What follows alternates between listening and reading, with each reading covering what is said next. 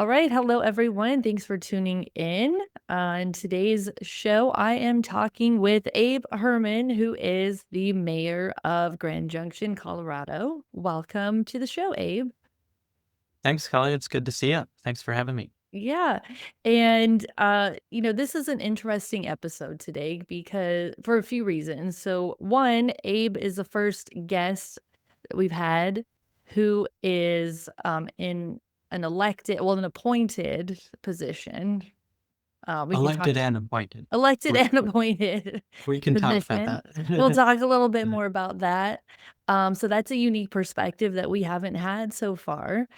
And Abe is also one of the only people that I've had so far who I haven't met through work. Like all of the other guests I've met somehow through work or LinkedIn or what have you. But Abe and I actually met rock climbing in Years Colorado. ago. Years Yeah, ago.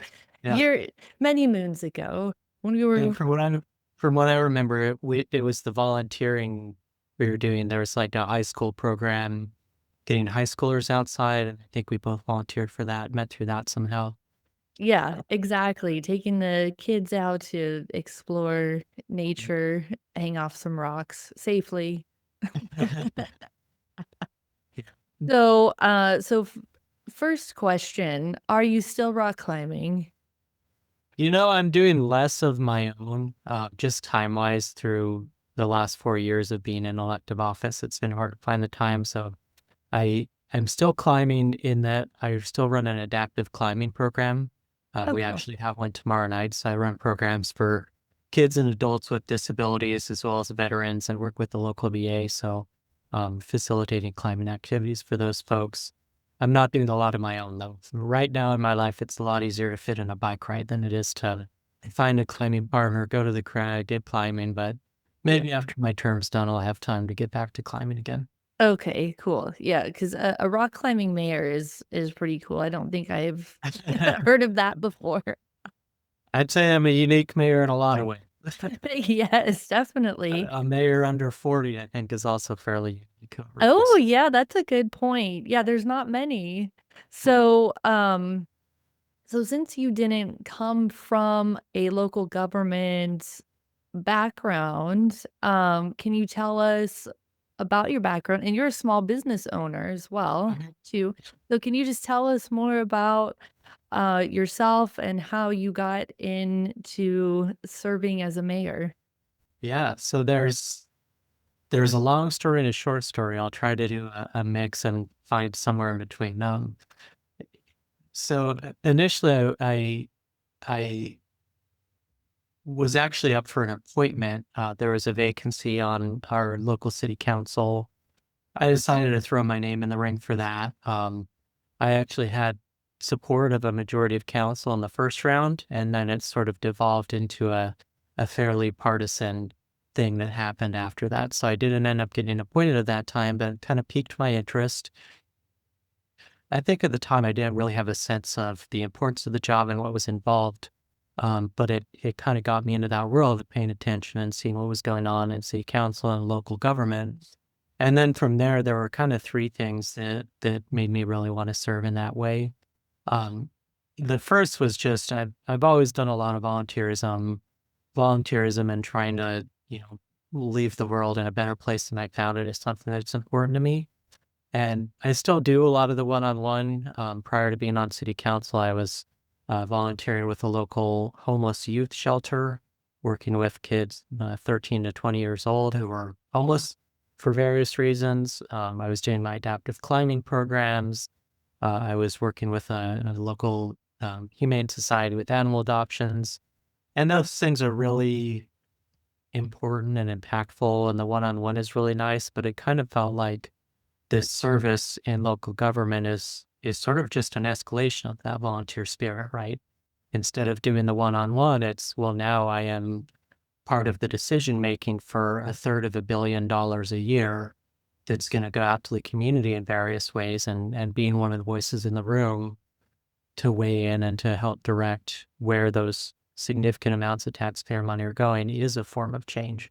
That is a form of volunteerism. It's a way to to try and steward the world in the direction that I would like to see it go. So that was one of the reasons. Another reason for me was just kind of looking at in the U.S. the political landscape and this hyperpartisanship, the bickering, the inability to have productive disagreements. It felt like we're on the edge of a cliff, Mm. and maybe even more so now than we were in 2020 and 2021 when I was thinking of running. And I think for me it was, how do we start to pull back from that? And it felt like one of the ways to do that was to model behavior at a local level. So to show people how you can have the disagreements, though, without it being vitriolic, without devolving into what we see at national and even state and county levels at times. And then the final reason for me was, as I was paying more attention and saw sort of the makeup of our council at some of the decisions they were making, Mhm. there were some particular things like impact fees and some zoning development code things where it just felt like the only voice in the room was the developers and the real estate agents and the people who stood to profit off of how the decisions were made. Because they're really wonky issues, right? When you're talking about impact fees or zoning development codes or these kind of things, the layperson generally isn't coming out and invested in that, even though it's one of the things that's going to impact them the most. And I wanted to be a voice in the room who's not coming from the development side of things to say, hey, wait a minute, like, what does this do to taxpayers? What does this do to a senior on a fixed income who's been living here for 40 years? Why are they not being represented in this conversation? So there's a lot of reasons I got involved, but those were kind of the summary of maybe three ones that Okay. I think. And did you have any knowledge of development impact fees, zoning codes, any of that beforehand? So it's funny because my dad was a planner for Oh, he like, was? yeah, for like 35, 40 Oh, years I didn't think I at a knew high that. level. He Yeah. worked for a national company. They consulted on all these projects, the I-25 corridor in Colorado, city plans around the country, Las Vegas. But he never talked about his work. Like, it wasn't something where he'd come home and we discuss it. I didn't really understand what he did. So it wasn't at all part of my zeitgeist, even though that was a big part of that was his whole career. Yeah. So now we'll talk about it, but it wasn't like something I grew up with, even though my dad was a planner, which is funny. But then as I was like, paying attention, attending city council meetings, attending planning commission meetings, I pretty quickly got up to speed on those things and sort of the impacts and the considerations. So it was kind of learning by attending and listening and diving into those things. Yeah, okay. So you were on city council for how long before you became mayor? So I was elected to city council in 2021. Mhm. And the way it works here, which is actually how it works in a lot of communities, we don't have a strong mayor system. Most communities don't, as you know. So I was elected to city council in 2021. Then 2022 and 2023, I served as mayor pro tem, which Mhm. is an appointed position. City council appoints the mayor pro tem and mayor. And then last year, I was appointed as mayor by the city council. So it's a decision that happens for the body because I'm not like a city manager. I'm not Mhm. hiring and firing people. I don't have veto power. I don't have additional powers beyond my fellow council members. The difference is that I run the meetings. I'm the spokesperson for the city, and I'm part of the agenda committee. So we set the agenda for council, but also we can be overridden if four other council members want to see something on the agenda that we aren't agendizing. So it's a limited role, and it's an appointed position, but I'm now entering my fourth year on city council and my third year in leadership because I was pro temp for 2 years, and Okay. and I'm coming to the end of my year as mayor. Okay. So when your current term comes to an end, is there an option for you to re-up your We actually have Yeah. elections happening. I just received my ballot yesterday, but I'm not running for reelection. So I could run for a second 4-year term, but I chose not to run again. Oh, okay. Can you 4 years share is a long can you time, man. share why Yeah. or no? Yeah, for sure. Uh, one of the things people don't understand about local government, and it's not true everywhere, but most places, is this is essentially a volunteer role. So as mayor, I make $750 a month, which ends up being $9,000 a year. My colleagues who are not mayor make $500 a month, which is $6,000 a year. And for me, I do it pretty wholeheartedly. So I'm putting, 10, 20, sometimes 30 hours a week into this gig for $9,000 a year. It's Mhm. a lot of sacrifice. There's a lot of things I've had to put on the back burner in my life to make this kind of service possible. And also being in a leadership position for 3 of those 4 years is even more involved than just being a regular council member. And, you know, I just can't do it for 8 years.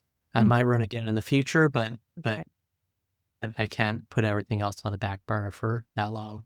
It's one of the issues we have with representation, right? Because when you're only making $9,000 a year, who's able to serve in this role? It's why you don't see Mhm. younger folks. It's why you don't see a single mom Mm. on city council, right? We don't have a representative council because the people who can afford to be on it either have a unique situation like me where I own my own business and have been able to make it somewhat hands off, or old retired folks or people who are independently wealthy but don't have something that's representative of who our community is, I wouldn't say.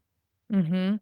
Yeah, that's an interesting topic. Maybe that's a side topic we could come back to about payment for public positions like that, and some of the because it could be problematic too if it is a career basically where you get Absolutely. a full salary that has its Absolutely. problems too. But yeah, that's a really interesting discussion point. Yeah, the balance there is tricky for sure because Mhm. I completely agree. I don't want it to be a career politician gig. That's not, I don't think, a positive thing, but you also want to make it accessible to the community where people can choose to serve in that way if they choose to do so. We actually have a question on the ballot in this election Oh, asking for to tie it to AMI, area median income. So it'd be a proportion of AMI um, to to at least make it sort of like a part-time job for somebody if they were oh, able to do that. oh, Yeah. okay. All right. I'll have to follow along and see how that goes there. We'll Oh, see. It's a tough one. It's a tough one to ask for a pay raise, even though we haven't had one in 26 years now, I think, was wow. the last time that it was raised. Okay. Um, but what we did is we said it's not for any current council member. So none of us who voted Okay. ballot would receive it. And Mhm. even the people being elected in April Mhm. will receive it. It doesn't kick in until 2027. So there can't be any argument that we're doing it because we want our pay Mm. increase or not. We're doing it in the hopes that future councils will be more representative and the service role will be more accessible to the community. Yeah, I $750 a month was a lot more 20 something years ago. Right? Yeah. I so I know that, you mentioned that you had a few projects or maybe at least one project in particular that you thought you might like to talk about when it comes to how you do community engagement in Grand Junction.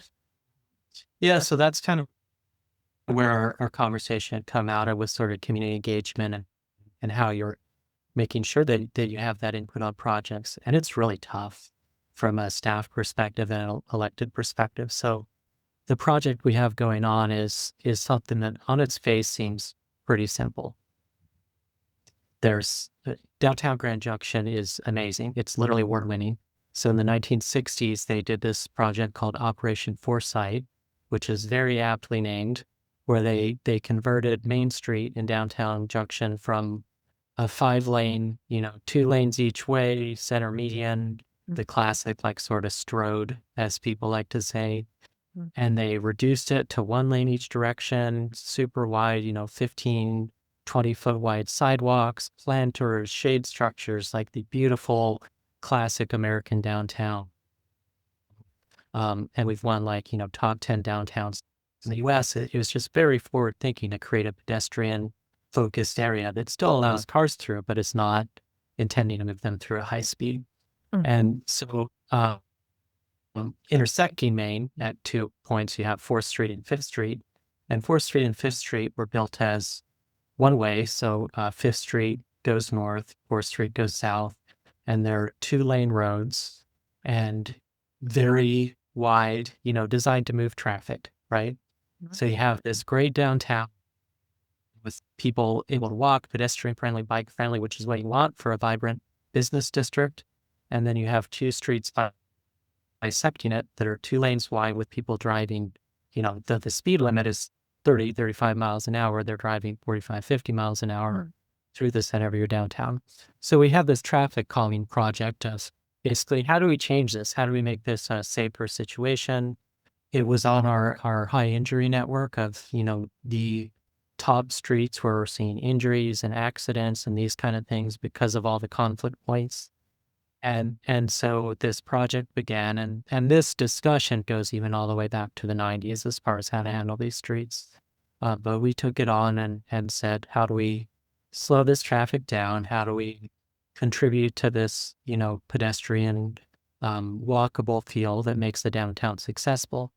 And that kicked off a whole process, right? And it was truly a 3-year process of design, of engagement with the Downtown Development Authority, the Planning Commission, multiple touch points with City Council, tons of community outreach, of open houses and opportunities for input online. And we have a whole communications department doing this, right? So not only is it going on our website, it's going out in email newsletters, it's going out on our social media channels, it's literally going on a billboard, and where the stadium has one of the busiest intersections in the city.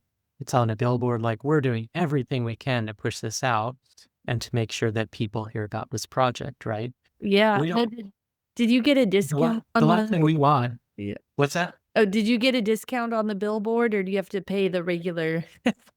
Well, we own the billboard, so You own it. Well, okay, there you yeah, go. it's like a digital billboard on the stadium that's right on the corner there. So we Okay. a lot of these getting word out to the community. Yeah. The last thing we want is to go through a whole planning process, go through a whole project, and then have somebody say, I didn't hear about that. Right. But you also can't force people to participate, right?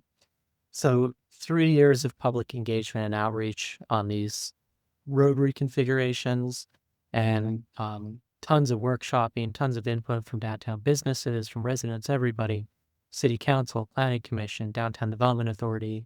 And what was ultimately come up with was reducing them from 2 lanes to 1 lane, because from a traffic count perspective, 20 years from now, they will be at even half of the average daily trips that you would need to justify a 2-lane road.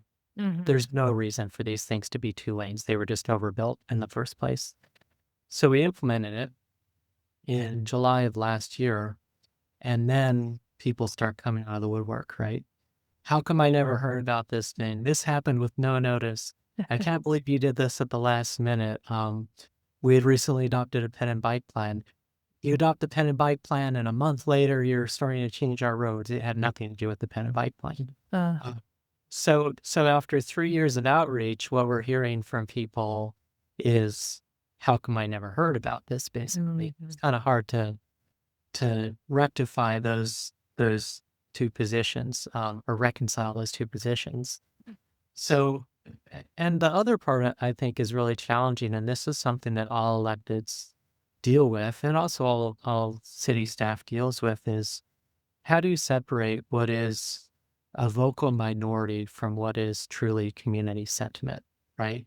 Because every project that a city does, no matter how mundane, no matter how innocuous it might seem, you're not going to hear from people who are either in a place of like, meh, no big deal. And you're not even typically going to hear from the people who are like, oh, this is pretty cool. Like, they're not going to take the time to show up to a council meeting. They're not going to write an email, send a voicemail. They're like, oh, that's neat. And they move on with their day. Right. The people that you hear from are the people who hate what you're doing, right? And so it can be easy to say, whether it's a rezone or a street reconfiguration like this one, or we had an access management plan for a major collector road that we have. It can be easy to say, well, 100% of public comment was against this thing. So the whole community must be against this thing. But you're not getting a representative sample. You're hearing a ton of people who are angry about it. And I think that's the part that makes community engagements so difficult is how do you separate the wheat from the chaff, right? Mhm. Not to say that people's opinions who are against it aren't valuable. I'm not saying that that's the chaff, but it's also not representative of community opinion necessarily. Right. It could be, but we don't know. And so how do you figure it out, barring doing, tens of thousands of dollars worth of statistically valid surveys to figure out how the community really feels? And that is the right thing in some cases. That's what we did when we're planning for a $80 million rec center, for example, but it's just not realistic to do that on every project. So sitting there on the dais, how do you say, well, I hear you, but I also don't know that this is the whole community's opinion. Um, and then on the flip side of it, you make a decision like a rezone or something like that. And people will say, well, how could they approve this rezone? Everybody who was in the room was against this thing. So why would they approve this thing when we had 12 people who got up and talked about how they don't like this thing? Mhm. And our job, in my opinion, is to say, well, we heard from these people, but we also represent the 70,000 people that make up the city of Grand Junction, or the 130,000 people that make up our metropolitan area that are affected by our decisions as the largest municipality in the area. And so I hear you, 12 people who got up and spoke, and I appreciate you making the time, but also there's, 69,988 other people whose opinion count as well, and we need to think about them too. Yeah. Did you find that, um did you find that when you said that, do those folks who spoke in opposition, did they understand? I mean, when we're having those rezones, um, the rezones are often the most contentious that we deal with, right? Even when they're for fairly low densities, you get the NIMBY factor. You get people who anything more than one house per acre is just too much in their opinion Mhm. and aren't really thinking about the implications of what happens when a city grows without at least some form of density. So in those rezones, I will often really stress that. And I'll say, you know, I hear you, but in addition to the feedback that you're giving us, the other way that we have feedback is through the 2020 comprehensive plan, which is a 2.5 year process, which is the community's vision for how the city grows. And when we're talking about our criteria for approving a rezone, one of the one that can be kind of nebulous and that gives room for subjectivity is that says the community will gain a benefit from the proposed rezone. And that can be challenging because the folks in the audience might read that and they say, well, we're not seeing a benefit from this. My neighborhood, the community of my neighborhood is not seeing a benefit from this. But as somebody who is elected to represent 70,000 people, to me, when I'm looking at that and say the community will derive a benefit, I'm saying the community of 70,000 people, not the community of 20 immediate neighbors. Because you can't make decisions for a community of 70,000 people based off of these micro communities of the immediate neighbors of every single thing that happens. If we want to have affordability, if we want to have sustainable infrastructure, if we want to have thoughtful growth, if we don't want to have urban sprawl, we have to have things like density. We have to have enough housing units for people. We have to make these decisions from a broader perspective, not just from the immediate quote unquote community that happens to be immediately surrounding the project. So it doesn't mean they always agree with you after it, but maybe they understand it. And the other thing that I'll definitely lean on is we're in a quasi-judicial hearing right now. We aren't here to legislate. We aren't here for our opinion. It's quasi-judicial, meaning we are acting as a judicial body right now. Our job is to apply the rules that are within the zoning development code, not to apply our opinion about whether this is a good or bad project. And if we don't do that, we're going to get sued and the project will happen anyways. So we have to fulfill our quasi judicial role there. You know? And I think that can be, people can hear that because then they understand, well, I might agree with this, but it's the code that needs to change. It's not these people's mind that needs to change, which Right. is easier. Yeah, I think that's a good reminder for, for residents and also for other people who are on the dais with you also, who sometimes forget that they're not making a judgment based on their own personal opinion. Yeah. Yeah, and it can be hard when you have a room full of angry people in front of you, right? That's not a super comfortable situation. And the easy way out would be to say, okay, we're not going to do it because these people are mad. But that's not what you're elected to do. That's not your role as a representative. Um, you don't cater to whoever's in front of you. You make broad, long-term decisions for the betterment of the community. Yeah. Have you had any meetings where, people show up, all wearing the same colored T-shirt or with signs or things like that? We don't allow signs in the council Okay. chamber. That's a rule we have for decorum. We do have like the T-shirts. We have one of our other contentious issues has been a community pool, which ironically the city doesn't even own. We were just in partnership with another organization to operate it, and they care a lot about this pool because it's a sense of community, but Mm, it's also 45 years old and past its useful life, and in my opinion, probably not the best use of taxpayer dollars to spend $5 million on refurbishing a 50-year-old pool, especially as we're building $40 million of pool facilities 10 minutes away in the rec center that's currently under construction. mhm. And they'll show up that like they do always wear blue, um, blue for the pool. Yeah. Um, but they're respectful. I mean, they're thoughtful. That we haven't had. Honestly, the worst was right when I was elected, coming out of COVID. We have a local group here that's kind of an extremist far right group, and for months they were coming out every meeting, and it was this classic, like kind of, well, not kind of wild conspiracy theory kind of stuff. It was, we're gonna um, we're going to have you arrested for war crimes. And this was about like mask mandates, vaccination, Oh, all these things, none of which had anything to do with municipal government, right? yeah. We we don't have mask mandates. We don't have vaccine requirements. Those are county level. Those are state level. Right. Has nothing to do with city council.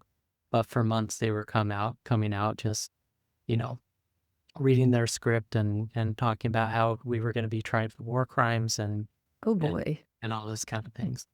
That was about the worst it got. But then eventually, the mayor at the time sat down with them and just said, like, basically, you're barking up the wrong tree here. Like, Mhm. none of these things that you're bringing to us have anything to do with local government. So, like, could you just stop? Yeah. That's not productive. And to their credit, they listened to that and they stopped coming up. Okay. All right. So maybe that's what it takes sometimes is just to have that one-on-one conversation. 100%. And I can't tell you how many I've had, um, where, I mean, even one of the people from that group reached out to me at one point and came in with all these, with printouts from questionable online news sources about things that she thinks are happening and why things are happening at a state level or a local government level. Mhm. And sitting with her for 45 minutes or an hour, I was able to get her kind of on the same page of like, no, here's the reason those things are happening, and like maybe you should be concerned about your sources. And she actually heard a lot of it. Huh. Uh, and also on more general things, some of the challenging stuff we're dealing with right now, homelessness and how to provide services to the homeless, and some of the impacts that's having on downtown, this Fourth and Fifth Street project, which has been really polarizing for some people. If you sit down with somebody and really, I mean, one, it humanizes you, and it gives you a chance to have that dialogue, which the dialogue when we're on the dais isn't really productive. It's not something we do. we have our public comment period, but you can't sit there and engage in a back and forth from the dais and have it be something Mhm. productive, power differential that's going on. But sitting down one on one, you can absolutely have really productive conversations. It's different when it's personal and it's face to face instead of, the cesspool that is Facebook comment sections and, and that kind of stuff.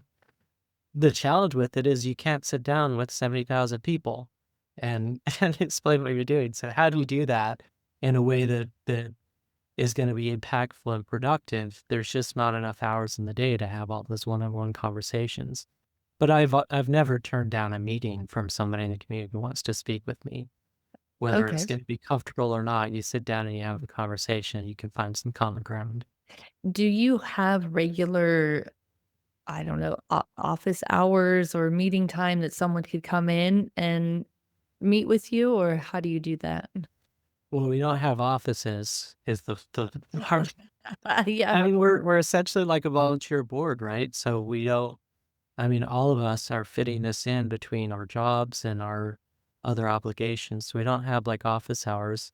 In the past, in the first um, year and a half that I was on council, I would do like coffee events. Like we have a coffee with the city manager, Hmm. and I was doing one with the mayor at the time. It's just like, 4 people show up, 5 Mm. people show up. Mhm. And I guess to the general audience, one of the things I would share is, especially in a town like ours, 70,000 people, it's going to be different if you're in Denver or LA or something. But in, small to mid-sized cities, if you reach out to the folks who are making decisions, I'd say all of them, or maybe almost all of them, are going to be happy to talk with you.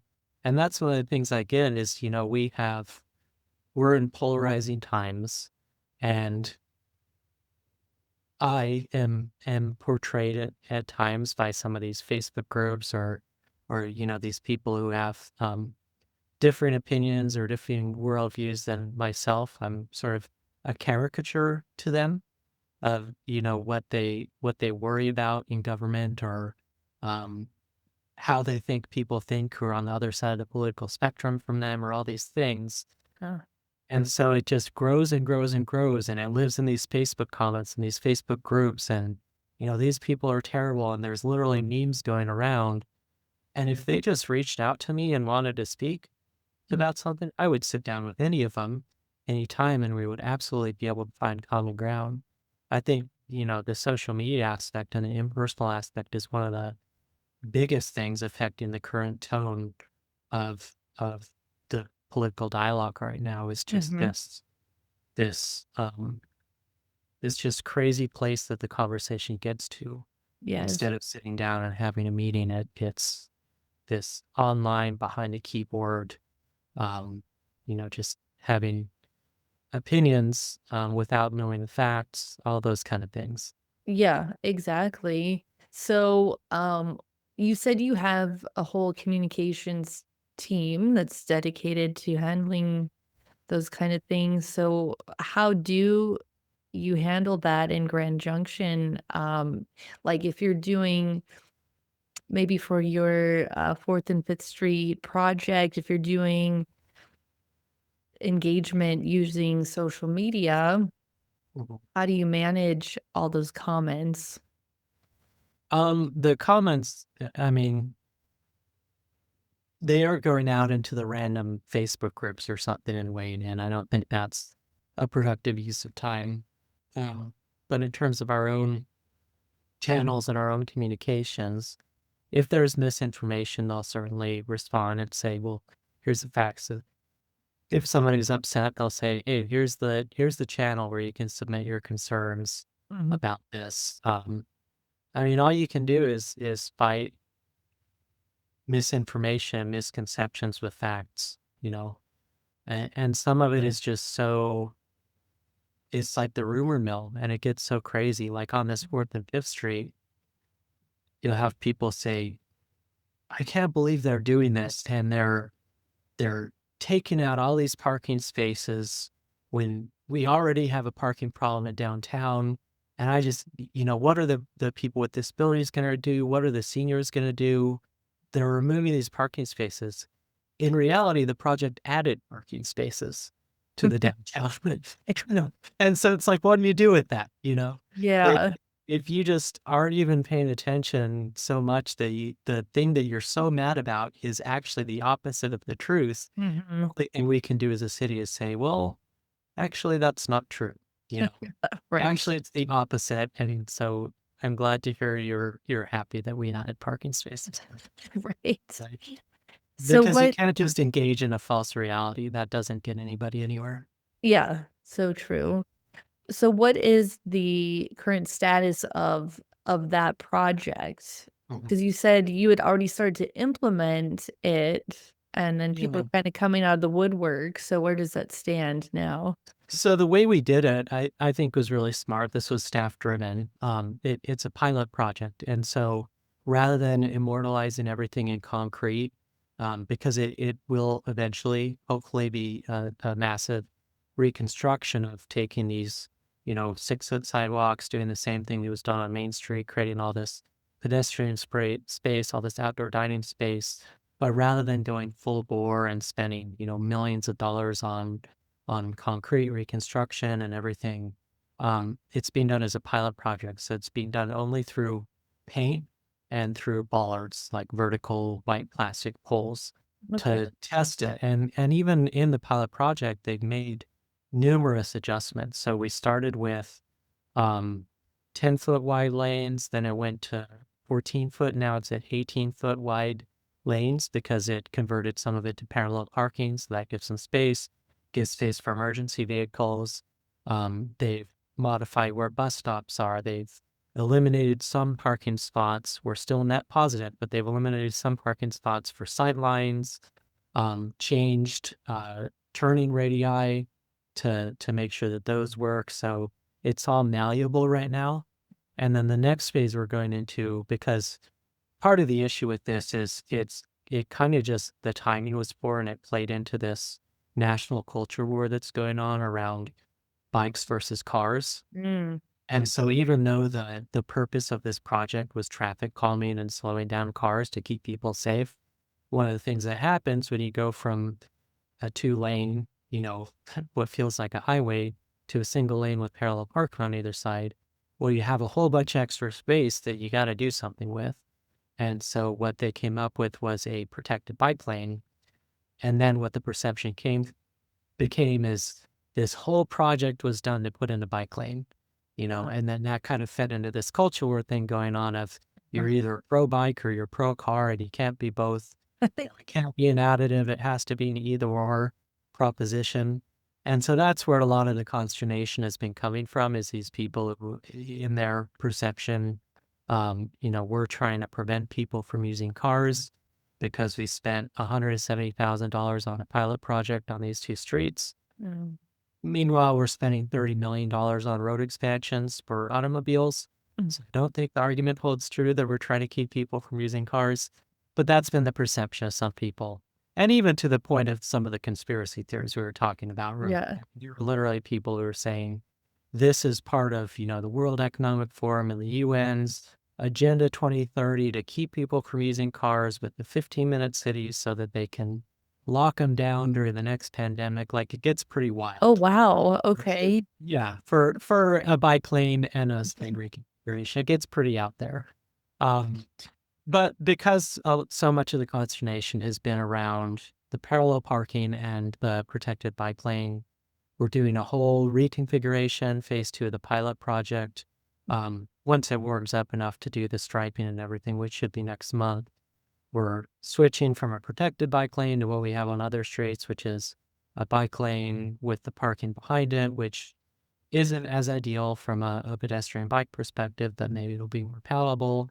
Maybe it'll feel more comfortable to the community. So it's taking the nuggets of constructive criticism that are within some of the histrionics going around the project and saying, okay, we hear you on the plastic poles. We eliminated as many of the plastic poles as we could because a lot of people said they're ugly. We don't like these. So we said, okay, we're going to convert those to rollovers to get rid of the ugly plastic poles you don't like.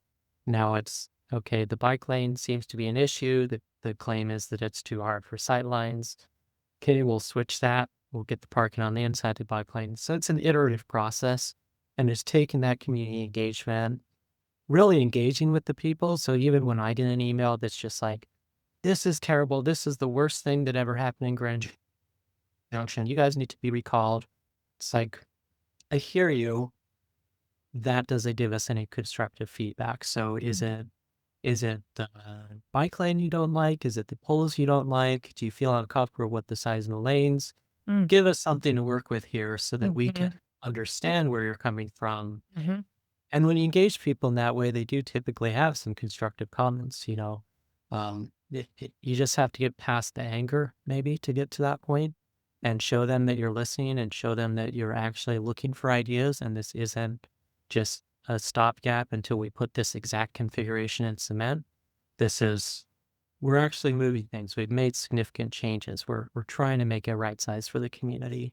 And then you'll get some nuggets of good feedback that you can work off and say, maybe if we do this, this will feel better for the community while still accomplishing the goal of reducing traffic speeds and making it safer for everybody. Okay. Has anyone that you've spoken with or emailed with come around to being totally against it to now being well, at least maybe they're not completely on board, but they're tolerating it? Yeah. I wouldn't say anybody's made a full 180 to loving it, but definitely, I mean, the example of like just some of the misinformation, right? So I had a business owner of a long time downtown business. I mean, one that's been there for decades, kind of one of our institutions.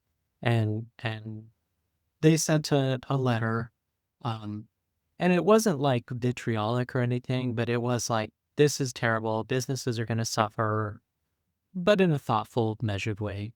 But some of it was like, you know, the reduction in parking is a huge problem. Some of it was, I don't know why you would do this whole project just to put in a bike lane, all these things.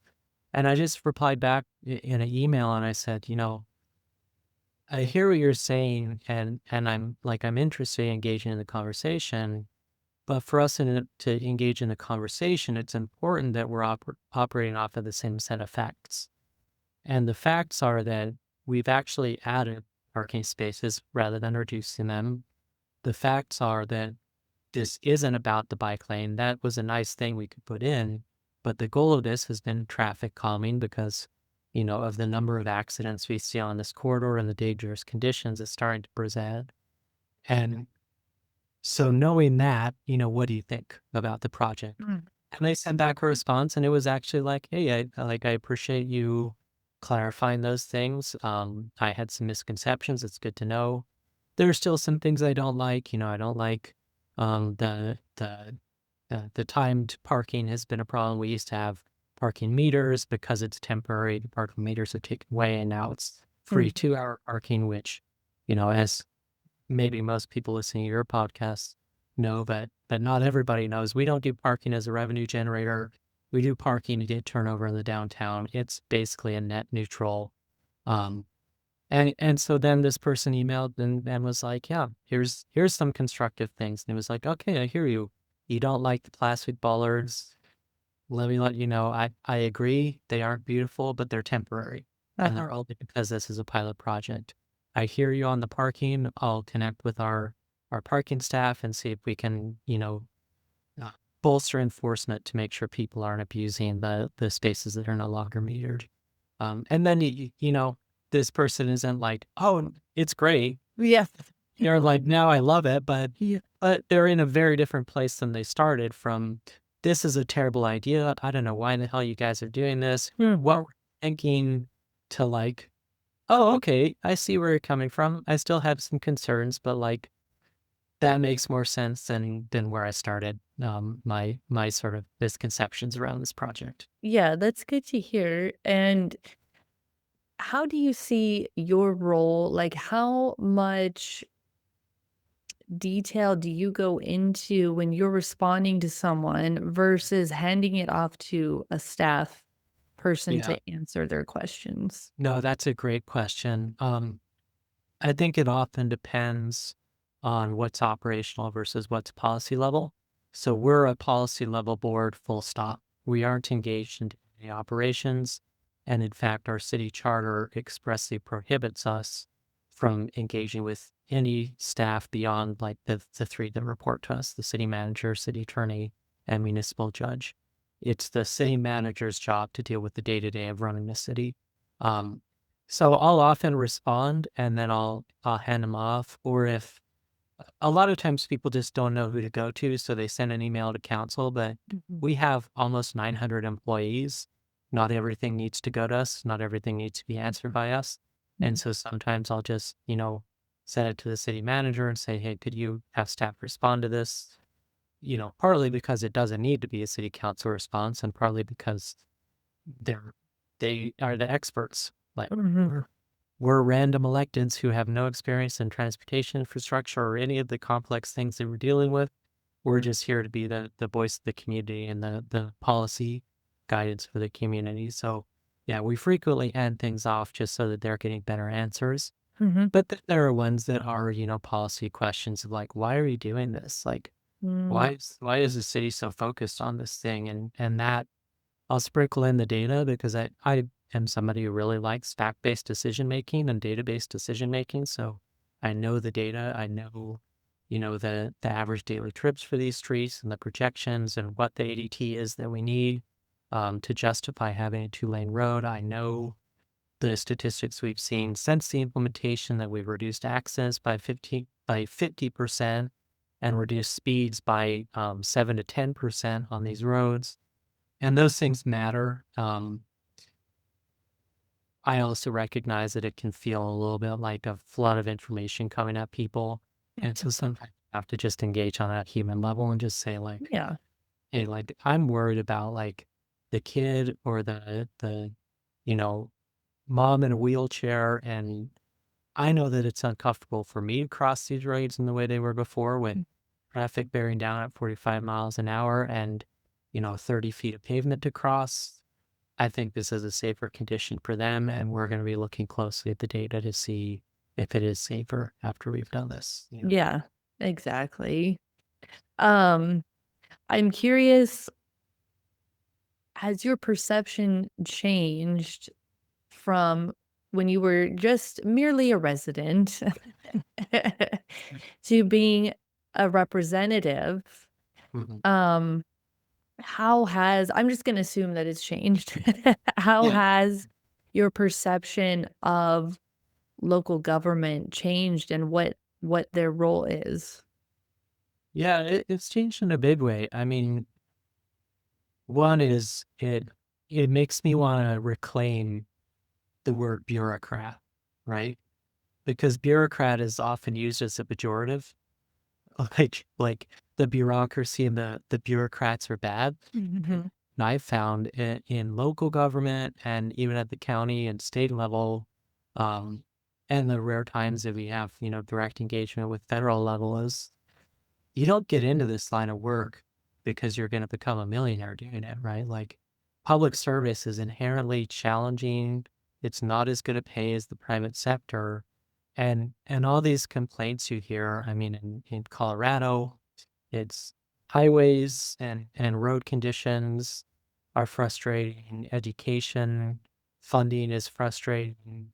And now I've gotten to talk to all these people, to talk to the director of CDOT and the people, the lower level folks at CDOT, to talk to DOLA and CDPHE and all these folks. And the thing you find is at all these levels, you have really damn smart people who care a lot about what they do.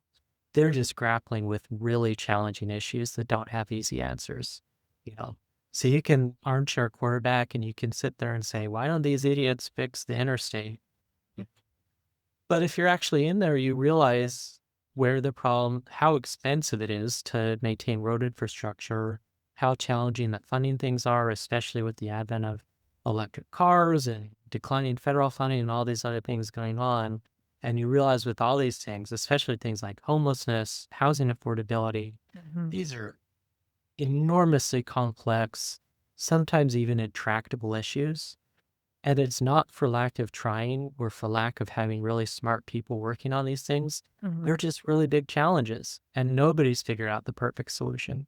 So it's given me a huge respect for that. It's also given me a lot of respect just for the people who decide to do this work because, every year we set our city managers and our city attorney's salary.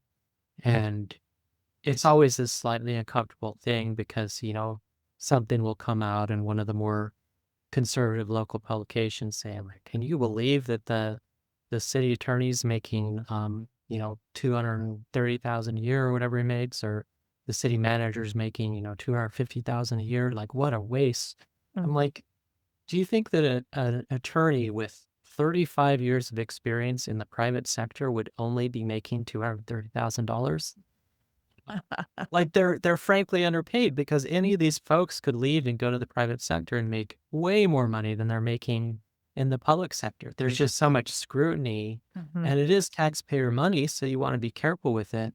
Sure. But this idea that it's just like these fat cat bureaucrats sitting around raking it in, it's like, well, if that was their intent, they sure as hell wouldn't be in the public sector because all of them are talented, smart people, and they could go to the private sector and make way more than they're making in the public sector. People are in the public sector because they care about making a difference, because they have long-term visions for what needs to happen for the community.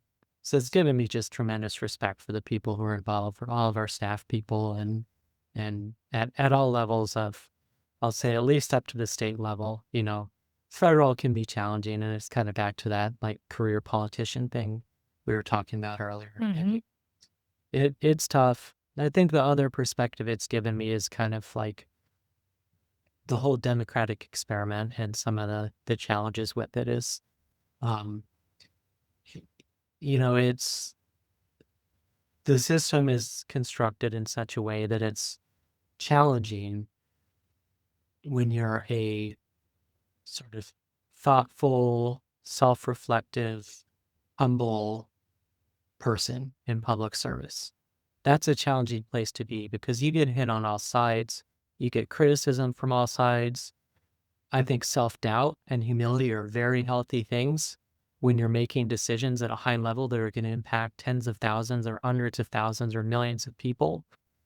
And yet, the way our system works in the current media environment and social media and everything else, we're rewarding people with egos that allow them to be shielded from the Mm. criticism, right? Mhm. Mhm. Because who's going to survive long term in the political realm? It's not going to be the person who is sitting there saying, this person's criticizing my idea. Like, am I missing something? Mhm. Do I need to be more thoughtful about what I'm pursuing? Like that can be challenging to live in that space for a long time. And instead, a lot of what you get is people who say, oh, this person's criticizing me. They're an idiot anyway. I don't need to listen to them. I know what's right. Right. So I think that's what we're seeing at like especially at the federal level is we have, and I won't say all of them, there are great politicians out there, but the people who are able to stick with it and rise to the top are going to have a certain amount of ego and a certain amount of sort of dismissiveness of ideas that don't agree with their preconceived notions. Mm. And I don't think that's a healthy thing for how our argument works, how the democratic process works, Right. how thoughtful decision making occurs. Um, but I also don't have a solution to that. So, it's a big problem. So, any aspirations to go on to state or federal government? No, I mean, it's we're a nonpartisan body at the local level, or at least we're supposed to be. A lot of people try to inject partisanship into the local races, including the one we're currently having. Mhm. And and making decisions and getting along with even my 6 colleagues can be really challenging. It's pretty hard to imagine jumping to a body of 50 people or 100 people and adding partisanship into the mix, adding even more special interests into the mix than we deal with at the local level, adding fundraising into the mix and having that be a gratifying or rewarding experience in the way that local services. On the one hand, there's nothing more personal than local politics, for good or bad. I mean, you get vitriol and it's your friends and neighbors at times. Um, Mm. but on the other hand, you really see the impact, and we aren't dealing with as many, I won't say none, but we aren't dealing with as many of these highly polarizing, politically charged, hyper-partisan issues that you deal with at those higher levels. So there's part of me that says, like, I would like to be part of making the positive difference. Mhm. It's also hard to imagine pivoting into that role, because then it is really a career at that point. And I don't know. I enjoy engaging in the intellectual dialogue. I enjoy policy making. I enjoy legislative discussions. It's also challenging and emotionally draining and um, tiring. And I don't know if I'd want that to be my career for the rest of my life. So Yeah, no aspirations right now, but I would like when you roll it out. Okay. Maybe Yeah. when I'm older and have less going on in my life. There you go. Yeah, I, used to say well, I still say that I think everyone should have to work as some sort of, waiter, waitress, like, in the Yeah. service industry, Mhm. but now I'm gonna add to that list, and I think everyone I see. should have to work in the public sector Yeah. in some shape or form so that you Yeah. really understand what it's like, and because it's easy to criticize, like you said, "Oh, all those bureaucratic idiots don't know what they're doing," but when you get in there and see what it's really like and you go, "Oh, this is Yeah. hard work." There's Yeah. no one cause of the problems, and there's no one answer for the solution, so For sure. And I was one of those naive idiots on some things, when I started, it was like, oh, I know how we're gonna solve homelessness. What you gotta do is X, Y, and Z, and we get that from the outside still. And then you dive into it and you start exploring all these issues. You start exploring the funding it takes, the infighting between nonprofits, the pragmatic aspects of shifting, you know, disparate costs into a focused, proactive plan. And it's like, wow, now I see why homelessness hasn't been solved, right? Like yeah. you can sit there and theoretically say, well, if you just did X, Y, and Z, it works. And it's like, yeah, that's true. But the practicalities of making those things happen are a whole different question. So Ex yeah, people should absolutely do public service in some way. And it doesn't need to be at the level of running for office or being elected. I mean, for us, we have, I think, 17 different boards and commissions that community members can serve on. So we have a Parks and Recreation Advisory Board, an Urban Trails Committee, we have Planning Commission, we have Historic Preservation Board, we have the Downtown Development Authority, all these different ways people can be involved. And it might be a once a month meeting in some cases, but you can contribute to your local community. You can have some say in how things are happening. And even if it's not at that level, watch your local city council agenda. See what's on there. If there's something that interests you, go look at the packet and see what the materials are that the city council is making a decision on. If it's something that you care about, write a letter or come in person and make a public comment. And in all of that, recognize that we're just people too, right? Like people put us on a pedestal or we're on a dais, quite literally.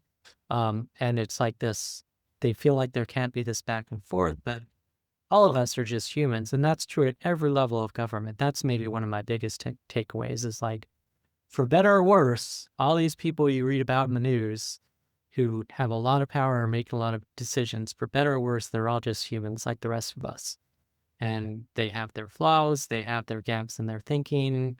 Um, they're just living their lives like anybody else, and so understand that you can have that same impact by choosing to just show up and just keep showing up and showing your hat in the ring and weighing in on things. You can have an impact too. Yes, thank you, Abe. That was gonna be my last question to you, was what your advice was to people, how to get involved, but you answered it perfectly before I even asked it.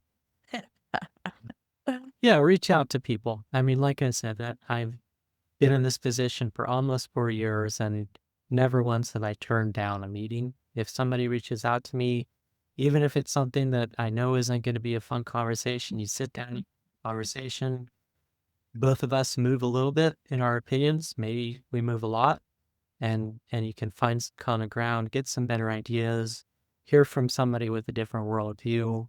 Um, but I get calls and emails and have meetings and coffee with people all the time who either agree with me and just want to talk about something we can work on together, or a lot of people who disagree with me and don't like something I'm doing. But at least you can have that face-to-face conversation and understand where they're coming from and maybe offer some suggestions on ways that you see it differently. Yeah. That's all we can do. And I think that's a lost art in 2025 in America. It's like I either gotta hate this person or I gotta agree with them on everything. And we've kind of lost that ability to say, I'm gonna attack your ideas because I don't agree with your ideas. I'm gonna Mhm. disagree with you, but at the end of the day, we have a shared goal. We can have the discussion, we can engage in that intellectual exercise, and maybe both of our decisions will be better on the other side because we heard from somebody who disagrees with us. Yeah, I like how you put that, that you can attack someone's ideas. Mhm. I think that's what you said. Yeah, Or without attacking the person. you're It's not not attacking personal. Yeah. the person, you're attacking the ideas. And some of my colleagues are really good at that. Some of them really struggle with that. I really like the ones where I can say, wow, I totally disagree with that idea. Here's why, X, Y, and Z. And then the meeting ends and it's like, hey, what are you doing this weekend? Yeah. Like that's so lost now, right? Because everything is so um, just so polarized and everything feels so important all the time. And if you disagree with somebody, you have to hate them. And that's not how a democracy works. That's not how you make good decisions. Exactly, and I can't remember if I already shared this story on the podcast or not, but if so, well, everyone gets to hear it again. Mhm. That, last summer, I was up visiting my mom in NorCal. She lives up near Mendocino, and we did a little, road trip a bit down south, and we ended up in this little teeny tiny town, kind of a fishing town on the coast there, and, we stopped to get a coffee, and talking to the guy who's making the coffee, and he said that he was from Portland, which is a pretty liberal city. I mean, one of the most liberal cities. Yes. And, and where he was a very conservative area, and I was just asking him, what made him move there, and how did he like living in this very conservative area coming from Portland, and he said he absolutely loved it. Mhm. He liked this really small town where everyone knows each other, and that they can disagree on their political ideas, but it's like, "Okay, Bob, well, I'll see you at the PTA meeting on Tuesday anyway," that Yeah. they can work past their differences and still be a community of people who really look out for each other and care for each other, and I thought, "Oh, Yeah. I love that." Yeah. That's one of the things I love about Grand Junction. Like, even though we're at 70,000 people, people smile at you that don't know you when you're walking down Main Street. You have random conversations in the grocery store line. Like, it's still got kind of that small town feel to it, even though it's becoming a larger city. And that's all you can hope for is like having a shared identity, a shared place that you love, and definitely don't agree on everything. But there are some things I think we pretty much all agree on around here, which is we value the public lands we have around us. We value a clean river. We value having a place that's affordable for kids and grandkids to grow up. And we might all have different ways that we get there, but we have that shared identity, that the shared values that we care about. Yeah. Alright, Abe, thank you so much for taking the time to talk with me today. Thank you. It was a great conversation. Always enjoy it.